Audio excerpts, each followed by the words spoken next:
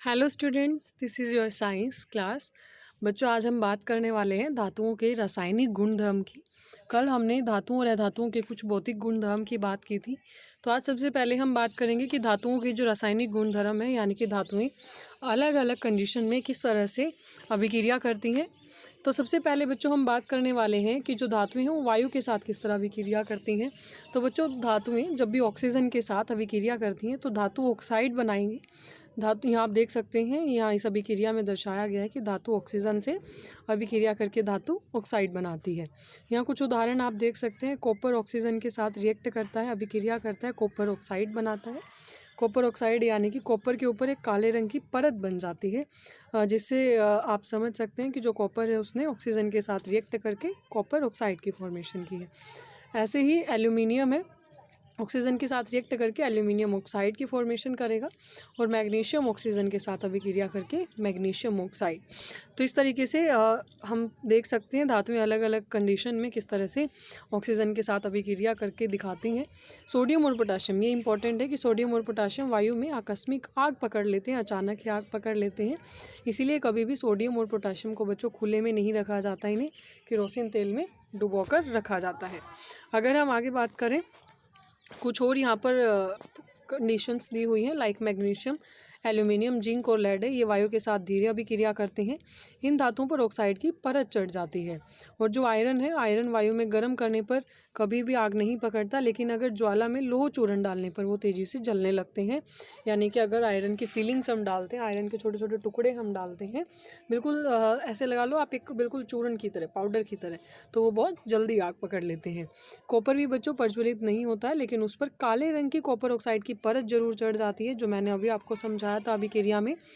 और अगर हम बात करें चांदी और सोने की, यानी कि सिल्वर और गोल्ड की, तो ये ऑक्सीजन के साथ अभिक्रिया नहीं करते, जो हम ज्वेलरी में, आभूषणों में भी इस्तेमाल करते हैं। उसके बाद है बच्चों उभयधर्मी ऑक्साइड, ये भी इंपॉर्टेंट है। उभयधर्मी ऑक्साइड कौन से होते हैं? ये वे धातु ऑक्साइड होते हैं बच्चों जो अम्ल और क्षार दोनों से ही अभिक्रिया करते हैं। ध्यान रखना, उभयधर्मी नाम जहाँ आ जाए तो आपने अम्ल और क्षार दोनों को याद कर लेना है। अम्ल और क्षार दोनों से जो अभिक्रिया करेंगे और लवण और जल को वहाँ पर उत्पन्न करते हैं, उन्हें हम क्या कहेंगे? उभयधर्मी ऑक्साइड। यहाँ उदाहरण से आप समझ सकते हैं, एल्यूमिनियम ऑक्साइड है जो वो हाइड्रोक्लोरिक एसिड, हाइड्रोक्लोरिक अम्ल से HCl से अभिक्रिया करता है, और यहाँ पर एल्यूमिनियम क्लोराइड की फॉर्मेशन की, प्लस में वाटर यहाँ पर रिलीज़ हुआ। उसके बाद Al2O3 दोबारा से सोडियम हाइड्रोक्साइड के साथ रिएक्शन दिखा रखी है, और सोडियम एल्यूमिनेट की फॉर्मेशन हुई, और साथ में वाटर यानी कि जल यहाँ पर बाहर निकल जाएगा। उसके बाद बच्चों अगर हम बात करें धातुएं, अभी तक हमने पढ़ा हवा में कैसे अभिक्रिया करती हैं, यहाँ हम पढ़ेंगे कि जल के साथ कैसे अभिक्रिया करती हैं। तो बच्चों, धातुएं जल के साथ अभिक्रिया करके धातु ऑक्साइड बनाती हैं, और साथ में हाइड्रोजन गैस भी वो बाहर निकालती हैं, और धातु ऑक्साइड जल के साथ अभिक्रिया करके धातु हाइड्रोक्साइड बनाता है। ठीक है, तो ये आपने अच्छे से समझ लेना है कि धातु ऑक्साइड तो धातु हाइड्रोक्साइड, धातु हाइड्रोक्साइड सपोज करो आप धातु यानी कि मेटल आपने मान लिया, और हाइड्रोक्साइड को बच्चों हम OH से रिप्रेजेंट करते हैं। और सिंपल अगर वो धातु ऑक्साइड बना रहे हैं तो M से मेटल यानी धातु, और ऑक्साइड O से, इस तरीके से हम रिप्रेजेंट करेंगे। यहाँ एक फ्लो चार्ट के थ्रू आपको दिखा रखा है, एक डायग्रामेटिक रिप्रेजेंटेशन है। धातु बच्चों ठंडे जल के साथ जो क्रियाशील हैं धातुएं, वो है सोडियम, पोटाशियम और कैल्शियम। ठंडे जल से क्रिया करती हैं। मैग्नीशियम गर्म जल के साथ, और बच्चों जो कैल्शियम मैग्नीशियम है जल के साथ अभिक्रिया करने पर तैरने लगते हैं, क्योंकि वहाँ पर जो हाइड्रोजन गैस है उसके बुलबुले धातु के साथ चिपक जाते हैं।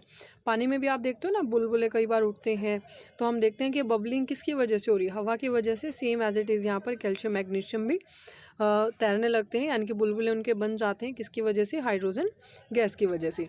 जल के साथ बच्चों ये जो धातुएं यहाँ दी हुई हैं, लेड, Pb लेड होता है हमारा, कॉपर, गोल्ड, सिल्वर, ये हमारे जल के साथ कोई अभिक्रिया नहीं करते। और जो एल्यूमिनियम, आयरन और जिंक है, ये सिर्फ भाप के साथ ही क्रियाशील होते हैं। ठीक है, तो ये आपने अच्छे से समझ लेना है। यहाँ कुछ उदाहरण भी दिए हुए हैं, इनमें से जो आपको ईजी लगता है 2 से 3 उदाहरण आप नोट कर लेना, बाकी आपने पढ़ लेने सभी हैं, समझ भी लेना है इनको। जैसे पहला है हमारा, सोडियम वाटर के साथ अगर रिएक्ट करता है, पानी के साथ अभिक्रिया करता है, तो सोडियम हाइड्रोक्साइड यानी कि एक लवण हमारा यहाँ बनता है, साथ में हाइड्रोजन गैस निकलती है, और साथ में ऊष्मा भी निकलती है। ठीक है, तो इसमें कोई कन्फ्यूज़न वाली बात है नहीं, इनको आप समझ लेना नॉर्मली। धातुओं की बच्चों तनु अम्ल के साथ अभिक्रिया क्या है? तनु अम्ल यानी कि ऐसा अम्ल जिसमें पानी की मात्रा ज़्यादा है और अम्ल की मात्रा थोड़ा कम होती है।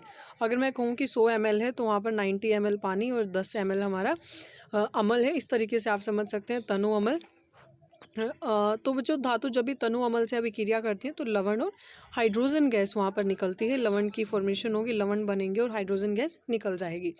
लाइक जो हमारा आयरन है, लोहा है, जब भी ये हाइड्रोक्लोरिक एसिड हाइड्रोक्लोरिक अम्ल के साथ अभिक्रिया करेगा तो FeCl2 की फॉर्मेशन होगी लवण की, और साथ में हाइड्रोजन गैस रिलीज हो जाएगी, निकल जाएगी। यहाँ आपने नोट करना है कि कॉपर, सिल्वर और मरकरी कभी भी तनु अम्लों के साथ अभिक्रिया नहीं करते हैं। इसे नोट करना बच्चों। आगे अगर हम बात करें कि धातुओं के अन्य धातु लवणों के साथ अभिक्रिया कैसे होती है। सपोज करो कोई धातु हमें दी हुई है और दूसरा लवण विलयन है। यहाँ पर धातु क और धातु ख आपने मान लिया, तो इनको अगर हम रिएक्ट करवाएंगे, अभिक्रिया करवाएंगे, तो अधिक अभिक्रियाशील जो धातु होगी वो कम अभिक्रियाशील धातु को विस्थापित कर देगी, और इसी तरीके से हमारा लवण विलयन क और धातु ख यहाँ पर बाहर निकल जाएगी। यहाँ आप देख सकते हैं कि अधिक अभिक्रियाशील धातुएं अपने से कम क्रियाशील धातुओं को उनके यौगिक के विलयन से विस्थापित करती हैं। विस्थापित यानी कि उनकी जगह खुद ले लेती हैं। यह धातुओं की सक्रियता श्रेणी पर आधारित है। जैसे यहाँ आप देख सकते हैं ये धातुओं की सक्रियता श्रेणी दी हुई है। बच्चों ये ऐसी सूची है जिसमें धातुओं को क्रियाशीलता के अवरोही क्रम में व्यवस्थित किया गया है, यानी कि सबसे ज़्यादा क्रियाशील, ये उससे कम, ये उससे कम। जैसे जैसे हम नीचे की तरफ चलेंगे तो इनकी जो अभिक्रियाशीलता है वो कम होती चलेगी। यानी कि यहाँ पर पोटाशियम की सबसे ज़्यादा है, तो यहाँ आप देख सकते हैं गोल्ड की सबसे, सोना है जो उसकी सबसे कम अभिक्रियाशीलता है। ठीक है, ये सबसे कम अभिक्रियाशील है। उसके बाद बच्चों जो हमारा आखिरी पॉइंट है वो है कि धातुएं अधातुओं के साथ कैसे अभिक्रिया करती हैं। तो बच्चों तत्वों की जो अभिक्रियाशीलता है वो संयोजकता कोश को पूर्ण करने की प्रवृत्ति के रूप में समझी जा सकती हैं। संयोजकता कोश, जैसे आपने KLMN के जो ये कोश हमें भरने होते हैं, आप यहाँ से समझ सकते हैं, आपने 9th क्लास में पढ़ा होगा इनके बारे में। तो बच्चों जो धातु हैं वो धातु के परमाणु अपने संयोजकता कोश से इलेक्ट्रॉन का त्याग करते हैं। ध्यान रखना, धातु इलेक्ट्रॉन का त्याग कर रही हैं और धनायन बनाएगी, और जो अधातु हैं वो इलेक्ट्रॉन को ग्रहण करती हैं और ऋणायन बनाएंगी। जहाँ भी धनायन बनेंगे तो पॉजिटिव चार्ज आ जाएगा, धनात्मक चार्ज आ जाएगा और आवेश आ जाएगा, और ऋणायन यानी कि ऋणात्मक आवेश वहाँ आ जाएगा। जैसे सपोज करो हम एक उदाहरण लेते हैं NaCl। बच्चों Na यानी कि सोडियम, ये हमारी एक धातु है। तो सोडियम का हमें पता है कि 11 एटॉमिक नंबर होता है, जो परमाणु संख्या है वो 11 है। तो इस तरीके से जब भी सोडियम को आप ऐसे शेल में फिल करने लगोगे तो यहाँ 2, 8 और यहाँ सिर्फ 1 बचेगा। तो इसका जो अष्टक नियम के अनुसार हमें यहाँ पर 8 की ज़रूरत है। तो 8 के लिए बच्चों 7 या तो आपको ऐड करने पड़ते हैं या आप 1 को रिलीज़ कर दो। तो 7 को लेने में ज़्यादा एनर्जी लगेगी इन कंपेयर देन 1 को बाहर निकालने में। तो सोडियम अब यहाँ से क्या करेगा, 1 को रिलीज़ कर देगा, और इस तरीके से ये इतना खुद को स्टेबल बना लेगा यहाँ पर।